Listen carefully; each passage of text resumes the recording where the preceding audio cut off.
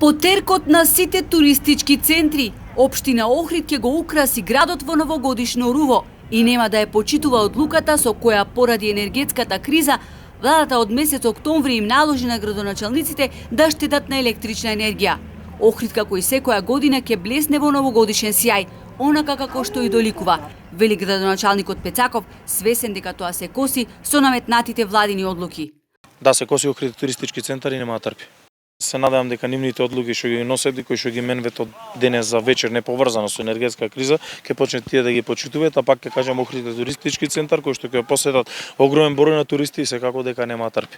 Од општинскиот буџет, градот ќе издвои околу 12.000 евра, пари наменети за новогодишна прослава која ќе се организира за најлудата ноќ, а весело ќе биде на градскиот плоштад и на 1 јануари. Програмата се подготвува и набрзо ќе бидат познати изведувачите кои ќе не внесат во новата година. Градот нема да троши на луксус, оваа сума на пари се издвојува секоја година за скромен дочек во нашиот бајковит град, додава Пецаков. Одлуката да има забава на градскиот плоштад ја поздравуваат и угостителите, кои се надеваат дека новогодишната атмосфера ќе ги понесе гостите и покрај високите цени во угостителските објекти да се почастат со чашка пијалок.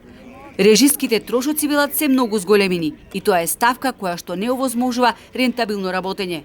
Намалената посетеност е разбирлива, бидејќи кризата удира по сечи джеб и се разбира секој сака да помине со што помалку може, меѓутоа да, навистина е видлива намаленоста и посетеноста, а и квалитативно значи послугата е намалена.